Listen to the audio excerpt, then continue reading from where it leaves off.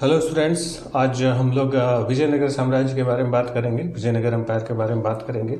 ये जो विजयनगर साम्राज्य है इसको दिल्ली सल्तनत के साथ ही हम लोग पढ़ते हैं, क्योंकि इसकी जो स्थापना हुई थी वो दिल्ली सल्तनत के ही समय हुई थी। दिल्ली सल्तनत में कई सारे राजवंश आपको बताए थे अलग अलग वीडियोज़ में, कई सारे डायनेस्टीज़ के बारे में बताया था, जिसमें आपको बताया था गुलाम थे, खिलजी थे, तुगलक थे, सैयद थे, लोदी थे। तो इन्हीं में जो तुगलक थे, तो तुगलकों में ही एक सुल्तान था मोहम्मद बिन तुगलक। मोहम्मद बिन तुगलक पहला दिल्ली सल्तनत का सुल्तान था जिसने साउथ पर कंट्रोल करने का प्रयास किया और दक्षिण को भी, दक्षिण के जो राज्य थे उनका विलय दिल्ली सल्तनत में करने का उसने प्रयास किया। हालांकि अलाउद्दीन खिलजी पहला दिल्ली सल्तनत का सुल्तान था जो माना जाता है कि साउथ में वो गया था। साउथ में अलाउद्दीन खिलजी गया जरूर था, लेकिन वो मिला नहीं पाया था। बस जाता था, लूटपाट करता था, पैसा वैसा वसूलता था, वसूल के चला आता था। ठीक है, केवल लूटपाट के टारगेट से जाता था। लेकिन अपने साम्राज्य विस्तार के दृष्टिकोण से जो सबसे पहली बार गया मोहम्मद बिन तुगलक गया, और उसी तुगलक ने आपको बताया था कि दिल्ली से दौलताबाद राजधानी भी इसीलिए उसने की थी कि साउथ पर उसका कंट्रोल हो जाए। और मोहम्मद बिन तुगलक को बताते समय आपको बताया था कि मोहम्मद बिन तुगलक के ही समय सबसे ज़्यादा विद्रोह हुए थे। 34 विद्रोह हुए थे, 34 में 27 अकेले दक्षिण में हुए थे। तो उन्हीं में बहाउद्दीन गुरसास्प का विद्रोह हुआ था, और बहाउद्दीन जो गुरसास्प था वो मोहम्मद बिन तुगलक से विद्रोह करके दक्षिण में एक वारंगल राज्य हुआ करता था। तो वारंगल के जो राजा थे उन्हीं के सामंत थे हरिहर और बुक्का। तो उन्हीं हरिहर और बुक्का के पास उसने शरण ली। हरिहर और बुक्का ने उस बहाउद्दीन गुरसास्प को शरण दे दी। इसी बात से नाराज होते हुए मोहम्मद बिन तुगलक ने आक्रमण किया वारंगल के ऊपर और काकतीयों को पराजित किया, और अपने जो बहाउद्दीन गुरसास्प था जिसने विद्रोह किया था उसको उसने दंड भी दिया। और साथ ही साथ उसने जो हरिहर और बुक्का जो थे, दोनों हिंदू थे, वो काकतीयों के ही सामंत थे, उन दोनों हरिहर और बुक्का दोनों भाइयों को उसने गिरफ्तार करवा लिया और उनको ज़बरदस्ती मुसलमान बना डाला। वो हिंदू थे, उनको हिंदू से ज़बरदस्ती कन्वर्ट कर दिया इस्लाम में, इस्लाम स्वीकार करा दिया, उनको मुसलमान बना दिया। हालांकि बाद में मोहम्मद बिन तुगलक दक्षिण ज़्यादा दिन तक टिका नहीं, वहाँ से फिर वो वापस लौट गया दिल्ली। तो जब वापस लौटा तो फिर ये दोनों भाई छूटे, और इन्हीं के एक ब्राह्मण गुरु थे माधव विद्यारण्य। तो माधव विद्यारण्य जो थे, इन्होंने इन लोगों की फिर से हिंदू धर्म में वापसी कराई, यज्ञ वगैरह कराया, उनको फिर से हिंदू धर्म में दीक्षित किया। तो उसी माधव विद्यारण्य की सहायता से जो इनके गुरु थे हरिहर और बुक्का के, इन दोनों भाइयों ने मिलकर एक साम्राज्य की स्थापना की जिसको कहा जाता है विजयनगर साम्राज्य, विजयनगर एम्पायर। अब ये जो विजयनगर साम्राज्य है, विजयनगर, ठीक है, अब ये जो विजयनगर है मैप में हम लोग देखेंगे तो जो तुंगभद्रा नदी है, तुंगभद्रा नदी के साउथ में, तुंगभद्रा नदी के दक्षिण में विजयनगर साम्राज्य की स्थापना हुई। अभी इसके अवशेष जो हैं हम्पी, कर्नाटका में पड़ता है, तो हम्पी में ही उसके विजयनगर के अवशेष मिलते हैं। और ये जो विजयनगर की स्थापना हुई थी 1336 में हुई थी, हरिहर और बुक्का दोनों भाइयों ने की थी। और उसके ठीक 11 साल बाद 1347 में बहमनी साम्राज्य की स्थापना हुई। तो एक चीज़ ध्यान रखेंगे विजयनगर और बहमनी को देखने से पहले, कि जो विजयनगर था वो कृष्णा और तुंगभद्रा नदी के साउथ में था, और जो बहमनी था ये नॉर्थ में था। तो बहमनी मोस्टली जो महाराष्ट्र और एमपी और उत्तरी आंध्र वाला इलाका था वो बहमनी में था, और जो आंध्र प्रदेश और साउथ वाला ये इलाका आप देख रहे हैं, अरे कर्नाटक आंध्र प्रदेश वाला जो इलाका था, जो तेलंगाना का इलाका है, ये विजयनगर में आता था। ठीक, तो ये जो तुंगभद्रा नदी की जो सीमा है, तुंगभद्रा नदी का जो बॉर्डर है, तुंगभद्रा नदी है, ये इनकी एक तरीके से बॉर्डर के रूप में स्थापित होती। ये हिंदू थे, ये मुसलमान थे, और बहमनियों में ध्यान रखेंगे ज़्यादातर शिया मुसलमान थे। ठीक, तो एक साथ लगभग इन दोनों साम्राज्यों की स्थापना हुई थी, और एक ही साथ जब स्थापना हुई तो इनमें संघर्ष भी शुरू हुआ। विजयनगर बहमनी का कॉन्फ्लिक्ट जो था वो बहुत लंबे समय तक चला। इनके संघर्ष का जो मुख्य कारण था, जो कृष्णा और तुंगभद्रा नदी के बीच का जो दोआब था, तो दोआब का क्षेत्र बहुत फर्टाइल था, बहुत उपजाऊ था, तो उसी के लिए लोग संघर्ष करते थे, और बीच में ये मराठवाड़ा का क्षेत्र पड़ता था। तो मराठवाड़ा क्षेत्र भी इनके लिए बड़ा सेंसिटिव था, तो मराठवाड़ा क्षेत्र। और तीसरा जो रीजन था कि जो कृष्णा नदी और गोदावरी नदी का जो डेल्टाई रीजन था वो बहुत फर्टाइल था। तो 3 कारण थे विजयनगर और बहमनी में संघर्ष करने के। पहला कारण आपको बताया तुंगभद्रा का दोआब ऑफ तुंगभद्रा। दूसरा रीजन था मराठवाड़ा का क्षेत्र, और तीसरा रीजन था कृष्णा नदी और गोदावरी का जो डेल्टा था, यही तीनों कारण थे जिसकी वजह से विजयनगर और बहमनी आपस में संघर्ष करते हैं और ये संघर्ष लंबे समय तक चला। और जैसा कि हर एक संघर्ष का नतीजा होता है कि जीतता कोई नहीं, टकरा के दोनों कमज़ोर हो जाते हैं। बहमनी भी टकराते हुए कमज़ोर पड़ा और कई सारे राज्य बने, बीजापुर, गोलकुंडा, बीदर, अहमदनगर, बरार में टूट गया। और फिर इन पाँचों में से चार, क्योंकि लगातार इनका संघर्ष विजयनगर से ही था, तो इन पाँचों में से चार ने मिलकर आक्रमण कर दिया और विजयनगर को भी तबाह कर दिया। यानी दोनों लड़ भिड़ के आपस में पूरे ही तबाह हो गए। तो इसकी स्थापना और तबाही का कारण ये लोग खुद थे, दोनों आपस में लड़ते रहे। ठीक है, तो इसी को हम लोग देखेंगे। पहले विजयनगर देखेंगे और फिर बाद में बहमनी के बारे में हम लोग देखते हैं। तो विजयनगर, आपको बताया कि विजयनगर की स्थापना किसने की थी? दो भाइयों ने की थी, हरिहर और बुक्का। किसकी सहायता से किया था? जो इनके ब्राह्मण मंत्री थे माधव विद्यारण। और वो समय कब था? 1336। हरिहर प्लस बुक्का, दोनों भाई थे। ठीक, और उस समय दिल्ली सल्तनत का सुल्तान कौन था? उस समय सुल्तान था मोहम्मद बिन तुगलक। उसी के समय इन लोगों ने स्थापना की 1336 में। ठीक, अब इसी विजयनगर में जब इस विजयनगर साम्राज्य की स्थापना हुई तो इसके अलग अलग राजवंश बने, अलग अलग डायनेस्टीज बनी। दिल्ली सल्तनत के तरीके जैसे दिल्ली सल्तनत में अलग अलग राजवंश देखते हैं, तो दिल्ली सल्तनत में हम लोग 5 डायनेस्टीज देखते हैं, 5 राजवंश देखते हैं, जबकि संगम में 4 राजवंश थे। और जो पहली डायनेस्टी थी, जो पहला राजवंश था, वो था संगम वंश, संगम डायनेस्टी। अब ये जो संगम वंश था, इस संगम वंश ये हरिहर और बुक्का ने शुरू किया था और पहला जो राजा बना था वो हरिहर ही पहला शासक बना, इसका हरिहर। तो जब हरिहर शासक बना, इसका जो समय काल था 1336 से 1356 तक 20 साल था। हरिहर ने स्थापना की, फिर हरिहर ने साम्राज्य का थोड़ा सा विस्तार किया। उसके बाद जो इसका भाई था बुक्का फर्स्ट, हरिहर के बाद अगला राजा बना बुक्का प्रथम।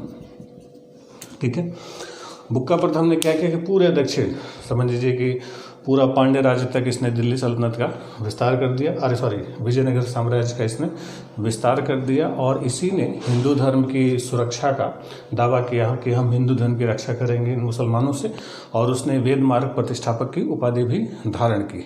और इसी के समय से, हरिहर के समय से नहीं, बुक्का के ही समय से बहमनियों का इनका स्ट्रगल शुरू हो चुका था। बहमनियों से इन लोगों ने संघर्ष किया और उसी बहमनी संघर्ष में पहले कृष्णा नदी को इन्होंने सीमा मान ली कि कृष्णा नदी जो होगी ये बॉर्डर होगा किसके बीच?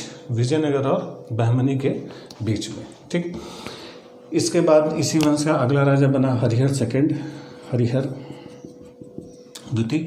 इस हरिहर द्वितीय ने बहमनियों से बेलगांव और गोवा को छीन लिया। बेलगांव और गोवा हरिहर द्वितीय ने विजयनगर साम्राज्य में उसको मिला लिया। इसके बाद इसी वंश का अगला शासक हुआ देवराय, देवराय फर्स्ट। तो जो देवराय फर्स्ट था, इसका जो समय काल था 1406 से 1427 तक था। इस देवराय फर्स्ट का भी बहमनी से संघर्ष हुआ और एक बहमनी शासक था फिरोज शाह फर्स्ट। फिरोज शाह फर्स्ट के हाथों देवराय फर्स्ट की बहुत बुरी तरीके से हार हुई थी, बहुत बुरी तरीके से हार गया था।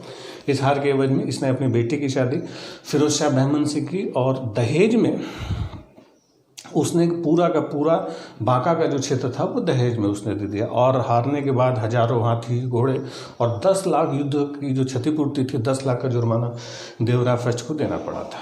ठीक, चलिए, हालांकि इसने कुछ अच्छे भी काम किए थे। तुंगभद्रा नदी जो आपको दिखाई दे रही है, इस तुंगभद्रा नदी पर इसने पानी की सप्लाई के लिए अपने विजयनगर में एक बांध भी बनवाया था ताकि नहर को बना के वहाँ से किसानों के लिए पानी की सप्लाई की जा सके, वहाँ बहुत सूखा पड़ता था। ठीक, इसी देवराय फर्स्ट के समय एक इटालियन यात्री था निकोलो कोंटी, निकोलो कोंटी। तो जो निकोलो कोंटी था वो इसी देवराय फर्स्ट के समय विजयनगर राज्य की यात्रा करता। ठीक, इसी देवराय फर्स्ट के जो दरबारी थे श्रीनाथ, श्रीनाथ इनके दरबारी कवि थे। देवराय फर्स्ट के कोर्ट पोएट थे श्रीनाथ। ये जो श्रीनाथ थे बहुत बड़े कवि थे। इन्होंने हरविलास नाम की एक रचना की थी जो तेलुगु भाषा की एक उत्कृष्ट रचना मानी जाती है। तो हरविलास जो थी ये श्रीनाथ की रचना थी, ये तेलुगु भाषा में इन्होंने की थी। इसके बाद अगले शासक बने इसी वंश में देवराय सेकंड। जो देवराय सेकंड थे, देवराय द्वितीय थे, इनको इम्माडी देवराय या प्रौढ़ देवराय की उपाधि भी दी जाती है। और इन्होंने पूरे अपने विजयनगर साम्राज्य में अपने जो अभिलेख हैं, इंस्क्रिप्शन है, उसको जगह जगह पर लगवाए। इनका अभिलेख पूरे विजयनगर साम्राज्य से मिलता है। इनको हाथियों का शिकारी भी कहा जाता है, हाथी के बहुत बड़े शिकारी थे, इसलिए इनको गजबेटकर कहा जाता था। गजबेटकर का मतलब हाथियों का शिकारी। ठीक, इन्होंने ही क्या किया था, क्योंकि इनका संघर्ष, इनको पता था कि लगातार हमें बहमनियों से यानी मुसलमानों से संघर्ष करना है, और जो मुस्लिम आक्रमणकारी थे उनकी जो ताकत होती थी, जो घुड़सवार इनके धनुर्धर होते थे, उसी घुड़सवार धनुर्धरों के, क्योंकि वो बहुत तेज धनुर्धारी होते थे तो घोड़े पर चलते थे, उसी का जवाब देने के लिए क्या किया, देवराय सेकंड ने मुसलमानों को अपनी सेना में भर्ती शुरू कर दिया। और मुसलमानों में भी जो तुर्की होते थे धनुर्धर, जो टर्किश आर्चर्स होते थे, उन टर्किश आर्चर्स को अपने विजयनगर की जो सेना में भर्ती करना शुरू किया, रिक्रूट करना शुरू किया, और उसी के माध्यम से इसने टक्कर दी, अच्छी खासी टक्कर दी थी। ठीक, तो पूछा जाता है सवाल कि मुसलमानों को अपनी सेना में भर्ती करने वाला पहला राजा कौन था, तो था देवराय सेकंड। यही जो देवराय सेकंड था, इसी के समय एक फारस यानी ईरान को फारस कहते थे, तो फारसी से एक यात्री आया था अब्दुल रज्जाक।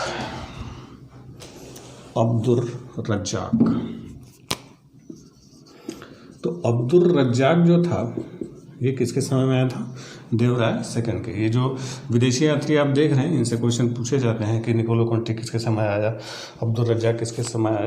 ठीक है, तो अब्दुल रज्जाक देवराय सेकंड के समय, निकोलो कोंटी देवराय फर्स्ट के समय। ठीक, ये जो देवराय सेकंड था, ये संस्कृत का बहुत अच्छा ये जानकार था। इसने संस्कृत में एक बड़ी अच्छी पुस्तक लिखी थी, नाटक लिखा था, महानाटक सुधानिधि। तो जो महानाटक सुधानिधि था, ये संस्कृत में इसी देवराय सेकंड की ही रचना मानी जाती है। ठीक, इसके बाद अगला एक शासक हुआ मल्लिकार्जुन भी इसी वंश का था, मल्लिकार्जुन। तो जो मल्लिकार्जुन था, इसके समय एक चीनी यात्री था माहुआन कहाँ से आया था, चीन से आया था। तो चाइनीज ट्रेवलर था माहुआन ने विजयनगर साम्राज्य की यात्रा की, किसके समय में, मल्लिकार्जुन के समय में इसने विजयनगर साम्राज्य की स्थापना की। इसके बाद इस वंश का अंतिम जो शासक था, यानी संगम वंश का जो अंतिम शासक था, वो था विरूपाक्ष सेकंड उसका नाम था। तो जो विरूपाक्ष द्वितीय था, विरूपाक्ष सेकंड था, उस विरूपाक्ष सेकंड की नरसिंह सालू ने हत्या कर दी, और नरसिंह सालू ने उस विरूपाक्ष सेकंड की हत्या करके इस संगम वंश को समाप्त कर दिया। तो जब राजा की हत्या करके अगला वंश बनता था, तो उसको बलापहार कहा जाता था। बलापहार का मतलब बल से प्रहार करके वंश को समाप्त कर दिया गया, तो उसी का बलापहार किया गया। बलापहार के बाद संगम वंश की समाप्ति हो जाती है, और संगम वंश के बाद जो अगली डायनेस्टी आती है, अगला राजवंश आता है, वो आता है सालू वंश, सालुआ डायनेस्टी, सालू वंश। अब ये जो सालू वंश था, इस सालू वंश की स्थापना वही नरसिंह सालू ने की थी, नरसिंह सालू। इसी नरसिंह सालू ने इनके अंतिम जो राजा थे विरूपाक्ष सेकंड, उनका बलापहार कर दिया था। उनका बलापहार करके वो बलापहार यानी हत्या कर दी थी, और उसको मार के ये खुद राजा बना नरसिंह सालू ने अरबी व्यापारियों को मोटिवेट किया, प्रोत्साहित किया कि वो लोग विजय साम्राज्य में घोड़े के व्यापार को बढ़ावा दें, क्योंकि घोड़े बहुत ज़रूरी होते थे इनसे लड़ने के लिए। तो अरबी घोड़े सबसे अच्छे माने जाते थे। तो अरबी घोड़ों को विजयनगर साम्राज्य में अरबी घोड़ों के व्यापार के लिए इसने बहुत ज़्यादा मोटिवेट किया था अरबी व्यापारियों को। ठीक, इसके बाद अगला जो इसका राजा रहा इम्मादी।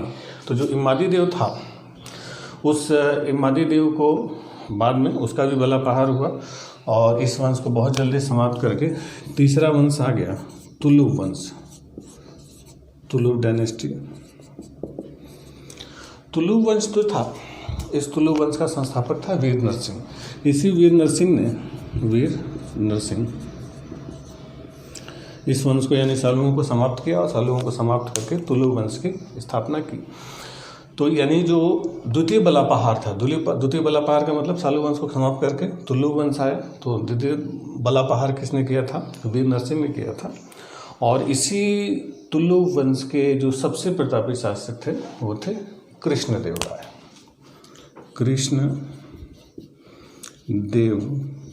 राय। 1509 से 1509 टू 1529, 1509 से 1529 तक थे कृष्णदेव राय। अभी टीवी सीरियल एक आता है ना, तेनालीराम आकर के, तो वो तेनालीरामा इन्हीं कृष्णदेवराय के ही समय में हुआ करते थे। उनके एक विदूषक थे, चुटकुला वगैरह सुनाते थे। ठीक, तो ये जो विजयनगर साम्राज्य के पूरे, चाहे तुलु वंश के लिए चाहे पूरे विजयनगर साम्राज्य के सबसे जो प्रतापी शासक थे वो यही थे, कृष्णदेव राय। इन्हीं को सबसे बड़ा शासक माना जाता है। तो इससे भी सवाल पूछा जाता है कि जो कृष्णदेव राय थे वो विजयनगर के किस वंश के थे। तो ध्यान रखेंगे, सवाल डायरेक्ट है। तो कृष्णदेव राय किस वंश के थे? तुलु वंश के थे। तुलु वंश के संस्थापक थे। ये खुद में बहुत बड़े विद्वान थे। ये तेलुगु में रचनाएं किया करते थे। इनकी जो अपने प्रशासनिक अनुभवों और शासक और राजनीति और शासक के जो क्रियाकलाप हैं उसको लेके इन्होंने किताब लिखी थी, अमुक्त माल्यद। तो अमुक्त माल्यद जो है ये कृष्णदेव राय की ही किताब है, जो राजनीति और प्रशासनिक उनकी जो विचार थे उस पर उन्होंने लिखा था। ठीक, इसी कृष्णदेव राय ने बीदर के बहमनी सुल्तान जो था महमूद शाह की, उसने कुछ मदद की थी, तो इसीलिए उनको यवन राज स्थापनाचार्य की उपाधि भी दी जाती है। तो यवन राज स्थापनाचार्य की उपाधि भी किसको दी गई है? कृष्णदेव राय को ही दी गई है। ठीक, ये जो कृष्णदेव राय थे इन्हीं के दरबार में हुआ करते थे अष्टदिग्गज। अष्टदिग्गज, ये जो अष्टदिग्गज थे ये क्या थे कि 8 तेलुगु कवि थे, 8 तेलुगु पोएट्स, 8 तेलुगु कवि थे, कवि लोग होते थे। तो उन्हीं 8 तेलुगु कवियों का समूह था, अष्टदिग्गज कहा जाता था। और इस अष्टदिग्गज के जो हेड थे, पेडन्ना उनका नाम था। तो जो पेडन्ना थे, या पेदन कहीं कहीं लिखा हुआ मिलता है, पेडन्ना या पेदन कहीं कहीं मिलता है, ये इष्टि अष्टदिग्गज जो था 8 बड़े बड़े तेलुगु कवि थे, इन्हीं के हेड हुआ करते थे, पेडन्ना। ठीक है, बाद में जैसे कहीं कहीं अष्टप्रधान में लिखा मिलता है, तो ध्यान रखेंगे जो अष्टप्रधान था वो शिवाजी के कैबिनेट थे, वो शिवाजी के समय था। और अष्टदिग्गज 8 तेलुगु कवियों का जो समूह था जिसके हेड थे पेडन्ना। ठीक, इन्होंने ही अपनी माता के नाम पर, नागला देवी इनकी माँ का नाम था, तो उसी अपनी माता नागला देवी के ही नाम पर उन्होंने नागलपुर नामक नगर की भी स्थापना की थी। इनके समय में, यानी कृष्णदेव राय के समय, 2 पुर्तगाली यात्री आए थे, दोनों नाम बड़े प्रमुख हैं।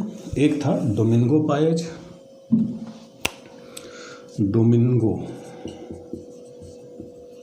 डोमिंगो पायज, और कहीं कहीं पायस, क्योंकि इंग्लिश में थोड़ा सा इंग्लिश से हिंदी ट्रांसलेट करने में कहीं सा लिखा है कहीं ज लिखा हुआ है, डोमिंगो पायज। और दूसरा था डुआर्टो बारबोसा। तो जो डुआर्टो बारबोसा था और डोमिंगो पायस थे, तो ये जो डोमिंगो पायस और डुआर्टो बारबोसा थे, ये दोनों किसके समय आए थे? कृष्णदेव राय के समय आए थे। और भी इन्होंने बहुत सारे कल्याणकारी कार्य किए थे। इन्होंने जनता से बहुत सारा शोषण करने वाला जो व्यवस्था थी उसको समाप्त कर दिया था। और माना जाता है कि उस समय विजयनगर में एक विवाह कर लगता था, तो उस विवाह कर को भी कृष्णदेव राय ने समाप्त कर दिया था। हालांकि ये सभी धर्मों को बिल्कुल बराबर रूप से मान्यता देते थे, किसी के साथ भेदभाव नहीं करते थे, लेकिन पर्सनली ये जो थे ये वैष्णव थे, वैष्णव धर्म के फॉलोअर थे कृष्णदेव राय। और उनकी ख्याति उस समय भारत के बड़े बड़े शासकों में होती थी। बाद में अभी जब हम लोग मुगल पढ़ेंगे तो मुगलों में जब बाबर ने हमला किया था, तो बाबर ने अपनी आत्मकथा में, बाबर ने अपनी ऑटोबायोग्राफी में इन्हीं कृष्णदेव राय के बारे में लिखा है। और कृष्णदेव राय को ही भारत का सबसे पावरफुल, सबसे शक्तिशाली राजा, बाबर ने भी खुद तारीफ लिखी कृष्णदेव राय की। हालांकि अभी मिला नहीं था बाबर इनसे, लेकिन उसने तारीफ लिखी कि भारत के सबसे शक्तिशाली जो राजा थे वो कृष्णदेव राय थे। ठीक, इन्होंने कुछ मंदिरों का भी निर्माण कराया। इनके द्वारा जो बनाए गए मंदिर थे वो हजारा देवी मंदिर है, विट्ठल स्वामी मंदिर है। जो हजारा मंदिर और विट्ठल स्वामी मंदिर है, ये दोनों भी इन्हीं कृष्णदेव राय ने ही स्थापना की थी। ठीक, चलिए, इसके बाद कृष्णदेव की राय के बाद फिर अगला जो शासक बना वो था अच्युत राय। ठीक है, ये जो अच्युत राय थे इनके समय में एक पुर्तगाली यात्री था न्यूनिच। तो पूछा जाए न्यूनिच जो पुर्तगीज था वो किसके समय में आया था? वो अच्युत देव राय के समय आया था। अच्युत देव राय के बाद फिर एक और बड़े शासक बने जिनका नाम था सदाशिव राय। तो जो सदाशिव राय थे, सदाशिव राय ये बहुत कमज़ोर शासक थे। इन सदाशिव राय के समय जो सारी सत्ता थी, ताकत थी, वो राम राय के हाथ में थी। ठीक है, राम राय अपने हाथ में सारी ताकत लिया हुआ था। और इन्हीं सदाशिव राय के समय ये जो बहमनी राज्य था, बहमनी राज्य टूट चुका था, तो इसमें 5 राज्य दिखते हैं। एक बीजापुर, अहमदनगर, गोलकुंडा, बीदर और बरार, 5 राज्यों में टूटा था। तो बाद में इन 5 ने मिलके एक योजना बनाई कि हम लोग मिल के विजयनगर पर हमला करते, क्योंकि ये सारे थे मुसलमान और इधर थे हिंदू। तो इन 5 मुस्लिम राज्यों ने एक साथ मिलके आक्रमण करने की योजना बनाई। तो 5 तो नहीं आ पाए क्योंकि इनकी आपस में भी नहीं बनती थी। तो इनमें से बरार जो था ऊपर वाला 5वें नंबर पर, बरार की क्योंकि गोलकुंडा से दुश्मनी थी, बरार की गोलकुंडा से नहीं बनती थी, तो बरार शामिल नहीं हुआ। बाकी चारों 1, 2, 3, 4 यानी बीजापुर, अहमदनगर, बीदर और गोलकुंडा, इन चारों ने मिलकर विजयनगर पर हमला कर दिया एक साथ इसी सदाशिव राय के समय। और एक बड़ी भयानक लड़ाई लड़ी गई थी 23 जनवरी 1765 को, 23rd of January 1765। ये जो 23 जनवरी 1765 का दिन था, ये तल्लीकोटा का युद्ध कहा जाता है, बैटल ऑफ तल्लीकोटा, या इसी को राक्षस तंगड़ी का युद्ध भी कहते हैं। तो जो तल्लीकोटा का युद्ध था या राक्षस तंगड़ी का युद्ध था, ये इसी 23 जनवरी 1765 को हुआ। किसके किसके बीच हुआ? विजयनगर और बहमनियों के बीच। तो बहमनी राज्यों की सारे शामिल थे, बीजापुर, अहमदनगर, बीदर और गोलकुंडा, बरार को छोड़ के। बरार इसलिए नहीं आया था क्योंकि बरार की गोलकुंडा से दुश्मनी चल रही थी। तो ये चारों मिलके हमला करते हैं और विजयनगर को बिल्कुल तहस नहस कर देते, मतलब एकदम पूरा उजाड़ के जला के रख दिया।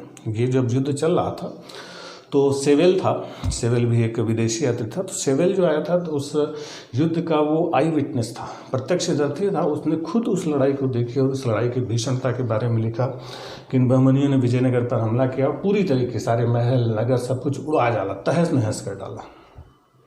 इसके बाद एक रूसी यात्री था नितिकिन जो था, वो इस राक्षस तंगड़ी या तल्लीकोटा के युद्ध के बाद तुरंत बाद उसने विजयनगर की यात्रा की और बताया था कि इस नगर का सारा समृद्धि ये चौपट कर दिए थे। इसी 1765 23 जनवरी 1765 के जो तल्लीकोटा की लड़ाई थी, उसने विजयनगर को बिल्कुल गर्त में ढकेल दिया। अब इसके बाद राजवंश रहे जरूर, लेकिन वो जो विजयनगर का रुतबा था, जो शासन था, वो सब कुछ मतलब एक तरीके से उजड़ चुका था।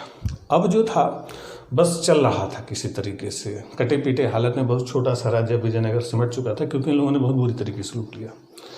और इसी के साथ तुलु वंश भी कमज़ोर पड़ा और तुलु वंश के कमज़ोर पड़ने के साथ स्थापना होती है किसकी? अगले जो वंश आए जिसको कहा जाता है अरविदु डायनेस्टी। चौथा जो वंश था अरविदु। तो ये जो अरविदु डायनेस्टी थी, इस अरविदु डायनेस्टी में कुछ खास कोई शासक नहीं थे। तिरुमल ने इसकी स्थापना की थी और वेंकट द्वितीय जो था ये फिर विजयनगर से हट के चंद्रगिरी चला जाता है, चंद्रगिरी में अपना हेडक्वार्टर स्थापित करता है। बाद में 1612 में वेंकट द्वितीय जो थे इसी अरविदु वंश के थे और वेंकट द्वितीय की परमिशन से फिर वहाँ पर श्रीरंगपट्टनम में अलग से मैसूर राज्य की स्थापना हो जाती है और ये विजयनगर समाप्त हो जाता है। इसके जो अंतिम राजा थे वो श्रीरंग थर्ड थे, यानी जो बाद में मैसूर हम लोग पढ़ते ना हैदर अली टीपू सुल्तान, वो जो हैदर अली टीपू सुल्तान का जो बैकग्राउंड था वो इसी अरविदु वंश के बाद शुरू होता है। यानी अरविदु वंश के बाद फिर वहाँ पर मैसूर राज्य आ जाता है। अडयार वंश ने वहाँ पर मैसूर की स्थापना कर दी, जिसकी जो राजधानी थी वो थी मैसूर का श्रीरंगपट्टनम, और फिर मैसूर से श्रीरंगपट्टनम से फिर अगला साम्राज्य शुरू हो जाता है, विजयनगर समाप्त हो जाता है। ठीक, तो ये जो विजयनगर में 4 सारा राजवंश हम लोग देखते हैं, संगम, सालू, तुलु और अरविदु।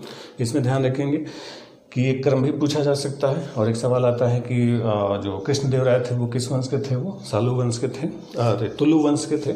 और कृष्णदेवराय के समय कौन कौन से विदेशी यात्री आए थे? डोमिंगो पाएज और बारबोसा आया था। तल्लीकोटा का युद्ध 23 जनवरी 1765 में हुआ। इसके अलावा जो भी विदेशी यात्री आपको बताया, जैसे निकोलो कॉन्टी था तो निकोलो कॉन्टी देवराय फर्स्ट के समय आया, अब्दुल रज्जाक था वो देवराय सेकंड के समय आया। तो इस तरीके से पूछे जाते हैं विदेशी यात्रियों का विवरण। ठीक, चलिए अब ये जो विजयनगर था, इस विजयनगर का जो राजवंश था, इस राजवंश ने अपनी शासन प्रशासनिक व्यवस्था भी स्थापित की जो बहुत अच्छी मानी जाती है। विजयनगर साम्राज्य का जो प्रशासन था वो पूरी तरीके से केंद्रीकृत प्रशासन था, सेंट्रलाइज बिल्कुल एडमिनिस्ट्रेशन हुआ करता था। तो केंद्र में जो राजा होता था, राजा का पद जो होता था वो अनुवांशिक होता था, यानी जो हेरिडिटरी होता था, राजा अपने जीवन काल में ही अपने पुत्र को अपना उत्तराधिकारी यानी अपना सक्सेसर नियुक्त करता था। हालांकि ये नियम था जरूर, लेकिन वही था कि अगर कमज़ोर उत्तराधिकारी होता था तो फिर जो मजबूत जिसके हाथ में ताकत होती थी तलवार के बल पर राजा को ख़त्म करके वंश बदलने की भी परंपरा हम लोग देखते हैं कि 4 वंश दिखाई पड़ते हैं इसी वजह से। ठीक, अब इनका जो राजा मुख्य भूमिका में जो होता था, इस राजा की इर्द गिर्द सारी व्यवस्था होती थी और सारी चीज़ें राजा की जो व्यक्तिगत योग्यता पर्सनल एबिलिटी पर डिपेंड करती थी कि राजा अगर खुद सही है तो सारी चीज़ें सही करता था। राजा के बाद इसका जो काउंसिल ऑफ मिनिस्ट्री होती है लगभग 20 सदस्यों की इनकी होती थी, जिसको प्रधानी कहा जाता था। प्रधानी एक तरीके से काउंसिल ऑफ मिनिस्टर्स से आप मंत्रिपरिषद कह सकते हैं, या महाप्रधानी में लिखा जाता था। तो ये तरीके से जैसे आज की हमारी मंत्रिपरिषद होती है, आज की हमारी जो कैबिनेट है, उसी तरीके से महाप्रधानी या प्रधानी होती थी। इनकी जो मीटिंग वगैरह होती थी तो उसको कहा जाता था वेंकट विलास मंडप। तो वेंकट विलास मंडप जैसे हमारी पार्लियामेंट, तो वैसे उस समय वेंकट विलास मंडप होती थी। उसी वेंकट विलास मंडप में ये राजा और ये मंत्रियों की मीटिंग वगैरह होती थी। इनकी जो प्रशासनिक व्यवस्था होती है, जो प्रशासनिक बंटवारा होता था, जो एडमिनिस्ट्रेटिव डिवीज़न होता था, जैसे पूरा विजयनगर साम्राज्य था, तो जैसे आज हमारे भारत का बंटवारा किया गया कि केंद्र है पूरा भारत, भारत को कई सारे राज्यों में बांटा गया, राज्यों को जिलों में बांटा गया है, जिलों को ब्लॉक्स में बांटा गया है, ब्लॉक्स को गाँव में बांटा गया। वैसे विजयनगर में भी बंटवारा किया गया था। इनके जो जैसे आज हमारे राज्य होते थे तो उस राज्य को उस समय प्रांत कहा जाता था। प्रांत यानी वर्तमान के क्या होंगे, स्टेट्स होंगे। फिर इन प्रांतों का जो बंटवारा किया जाता था, जैसे आज कमिश्नरी टाइप से होता है ना, मंडल बनते हैं, कई सारे जिलों का समूह होता है, उसको मंडल कहा जाता है। तो उस समय भी एक कमिश्नरी व्यवस्था थी जिसको मंडल कहा जाता था। तो मंडल एक तरीके की क्या थी, कमिश्नरी व्यवस्था। ठीक है, इसमें कमिश्नरी टाइप से होते थे, यानी कई सारे जिलों का समूह होता था, उसको मंडल कहा जाता था। फिर मंडल का जो बंटवारा होता था कोट्टम में होता था। कोट्टम यानी कहीं कहीं पर वलनाडु भी लिखा हुआ मिलता था। तो जो वलनाडु होते थे, तो वलनाडु को जैसे आज का हमारा जिला होता है, डिस्ट्रिक्ट होता है, उसको उस समय वलनाडु बोलते थे। फिर इस जो वलनाडु होता था, जैसे आज कई सारे ब्लॉक्स होते हैं ना, जिले का बंटवारा ब्लॉक या आप कह सकते हैं तहसील में किया जाता है, तो वैसे उसको नाडु कहा जाता था, नाडु। तो जो नाडु होते थे, तो आज का जैसे ब्लॉक या परगना लेवल पर होता था, ठीक है, तो वो नाडु कहा जाता था। फिर नाडु का जो बंटवारा किया जाता था, यानी नाडु का जो डिवीज़न किया जाता था, वो मेलग्राम में किया जाता था। यानी नाडु का डिवीज़न किस में करते थे, मेलग्राम में। ये जो मेलग्राम होता था, ये 50 गाँवों का समूह होता था, ग्रुप ऑफ 50 विलेजेस, यानी 50 गाँव का एक समूह होता था, उसको मेलग्राम बोलते थे। फिर सबसे लास्ट की जो यूनिट होती थी वो ग्राम होते थे, यानी गाँव होते थे। ठीक, हालांकि ये जो मंडल, कोट्टम और नाडु और मेलग्राम की यूनिट है, इनका शासन प्रशासन में कोई बहुत खास रोल नहीं था। मेन स्टेट का था, यानी प्रांत का और गांव का था। तो जो राज्य वाला प्रशासन था वहाँ पर नायंकार सिस्टम चलता था, यानी प्रांत वाले में कौन सा सिस्टम चलता था, नायंकार व्यवस्था चलती थी, नायंकार व्यवस्था। तो इनकी जो प्रांतीय प्रशासन थी उसको क्या कहा जाता था, नायंकार जो इनके बड़े बड़े सैनिक योद्धा होते थे। और ग्राम स्तर पर आयंगार व्यवस्था चलती थी, आयंगार। आयंगार सिस्टम कहाँ पर चलता था, गांव लेवल पर चलता था। तो जो ग्रामीण प्रशासन होता था वो आयंगार के हिसाब से आयंगार उसको देखते थे, और ये नायंकार व्यवस्था इनकी चलती थी। इनके जो बड़े बड़े सैनिक योद्धा होते थे उनको नायक कहा जाता था। उन्हीं नायकों को अमरम दिया जाता था। अमरम मतलब जो गांव होता था वो किसको मिलता था, नायकों को मिलता था। तो नायकों को जो गांव दिए जाते थे उनको अमरम कहा जाता था। ठीक है, और यही जो गांव की सभा होती थी, जो आयंगार होते थे, उसी को चतुर्वेदी मंगलम कहा जाता था। चतुर्वेदी मंगलम में जो गांव के प्रधान और जो वृद्ध और जो विद्वान लोग होते थे उनका समूह होता था। वही लोग गांव का पूरा शासन प्रशासन देखते थे। ठीक, चलिए, ये तो विजयनगर साम्राज्य की कुछ खास बातें हुई। अब इसके बाद आपको जैसे बताया कि जब तल्लीकोटा की लड़ाई हुई 1765 में, 23 जनवरी 1765 को, तो इन राज्यों ने मिलकर हमला कर दिया विजयनगर पर। तो इसके बाद क्या हुआ कि विजयनगर साम्राज्य तबाह हो गया। तो विजयनगर के देखने के साथ साथ हमें बहमनी राज्य को भी देखना होगा। तो पहले बहमनी राज्य को आप ध्यान से देखेंगे, फिर इनके राज्य में कौन कौन से क्षेत्र में बटा, कौन कौन सा वंश बटा, और फिर उनका क्या हुआ, इस पर अभी चर्चा करते हैं। तो पहले इसको हम देखेंगे। चलिए, तो ये जो बहमनी थे, बहमनी राज्य के बारे में थोड़ी सूचना आपको दे देते हैं कि जो बहमनी साम्राज्य था, बहमनी साम्राज्य के जो फाउंडर था, जो संस्थापक था, उसका नाम था हसन गंगू। एक्चुअली वो हसन नाम उसका नाम था, वो गंगू नामक एक ब्राह्मण की सेवा में था, तो उसी गंगू का उसने नाम ले लिया था, नाम उसके आगे लगा दिया गया था, तो इसीलिए उसको हसन गंगू कहा जाता था। वही जो हसन गंगू था, वही बहमन शाह के नाम से उसने बहमनी साम्राज्य की स्थापना की। तो पूछा जाएगा बहमनी साम्राज्य का संस्थापक कौन था? वो हसन गंगू था। अब इसी बहमनी साम्राज्य में जो बहमनी राज्य था, बताया था कि विजयनगर से लगातार इनका संघर्ष होता रहा, तो इसी विजयनगर के लगातार संघर्षों से बहमनी साम्राज्य भी कई सारे छोटे छोटे टुकड़ों में टूट गया।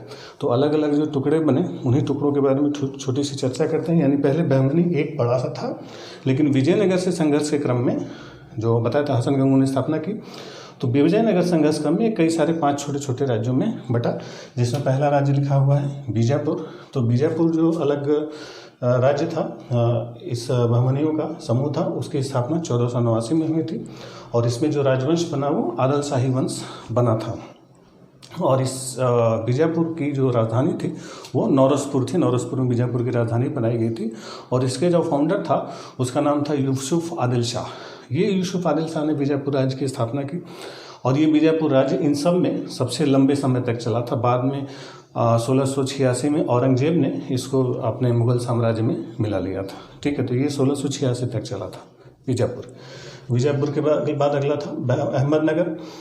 अहमदनगर की जो स्थापना हुई थी वो 1490 में हुई थी, और अहमदनगर में जो राजवंश बना वो निजाम शाही वंश था, और इसका जो फाउंडर था, निजाम शाही वंश का जो संस्थापक था, उसका नाम था मलिक अहमद। और मलिक अहमद ने, जिसने निजाम शाही वंश की स्थापना की, इसने अपनी राजधानी बनाई थी जुन्नार को। जुन्नार अहमदनगर में उसको कह सकते हैं। इस अहमदनगर को 1633 में शाहजहां ने अपने मुगल साम्राज्य में इसको मिला लिया था। बाद में मुगलों ने इसको मिला लिया। फिर इसके बाद है गोलकुंडा। गोलकुंडा की स्थापना 1512 में हुई, और यहाँ पर जो राजवंश था वो कुतुब शाही वंश था, और इसका जो फाउंडर था कुली कुतुब शाह उसका नाम था। तो कुली कुतुब शाह ने गोलकुंडा की स्थापना की, और इसकी जो राजधानी थी वो गोलकुंडा ही बनी रही, और इसी को औरंगजेब ने, बाद में औरंगजेब ने अपने शासनकाल में दक्षिण अभियान किया, और औरंगजेब ने गोलकुंडा को मुगल साम्राज्य में मिला दिया। फिर उसके बाद बीदर है। बीदर की स्थापना जो है वो 1526 में हुई थी, 1526, और यहाँ पर जो राजवंश बना वो बरीद शाही था, और इसका जो फाउंडर था अमीर अली बरीद। तो अमीर अली बरीद ने बीदर की स्थापना की थी, और इसकी जो राजधानी थी वो बीदर ही थी। इसको 1618 में बीजापुर ने बीदर को अपने अंदर मिला लिया था। जो बीजापुर ने, इसने बीदर पर कब्जा कर लिया। और सबसे लास्ट में है बरार। बरार की स्थापना 1484 में हुई थी। इसका जो वंश था वो इमाद शाही वंश था, और इसके जो फाउंडर थे फतेहुल्लाह इमाद शाह उसका नाम था। तो फतेहुल्लाह इमाद शाह ने इमाद शाही वंश की स्थापना की, और इसकी जो राजधानी थी वो एलिचपुरिया गाबिलगढ़ थी, और इसको 1574 में अहमदनगर ने इसको कब्जा कर लिया।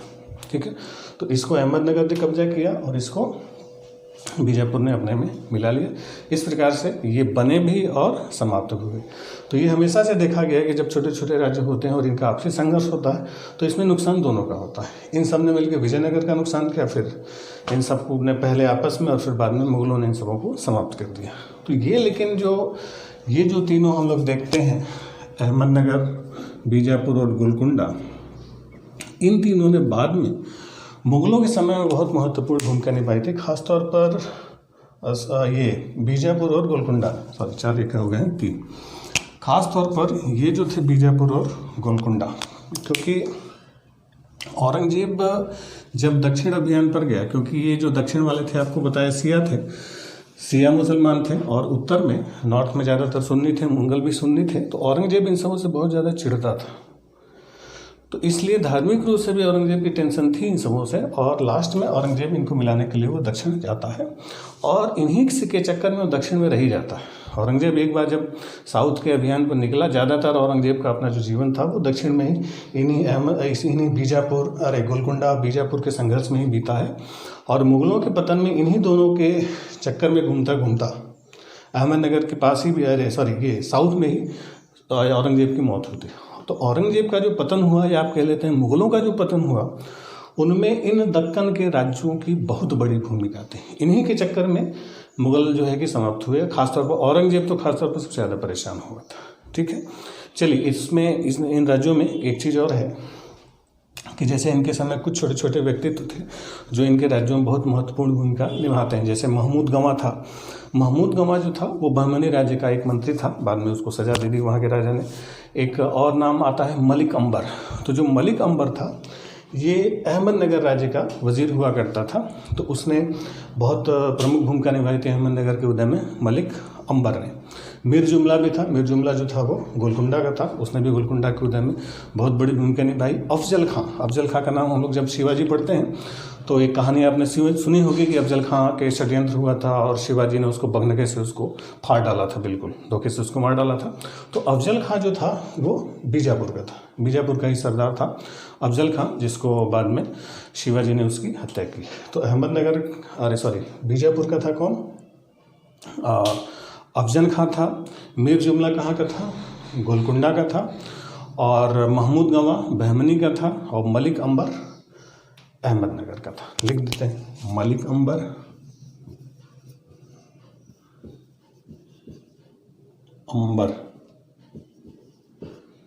ठीक। और बीजापुर का अफजल खां, ठीक है। और जो गोलकुंडा था, गोलकुंडा का था मीर जुमला।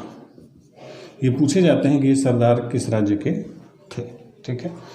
चलिए, तो इसमें ज़्यादा सवाल आपके नहीं पूछे जाएंगे। जो सवाल आता है कि बस आपको ध्यान रखना है कि किस राज्य में कौन सा राजवंश था, कि बीदर में बरीश शाही था, बरार में इमाद शाही था, गोलकुंडा में कुतुब शाही था, अहमदनगर में निजाम शाही था, बीजापुर में आदिल शाही था।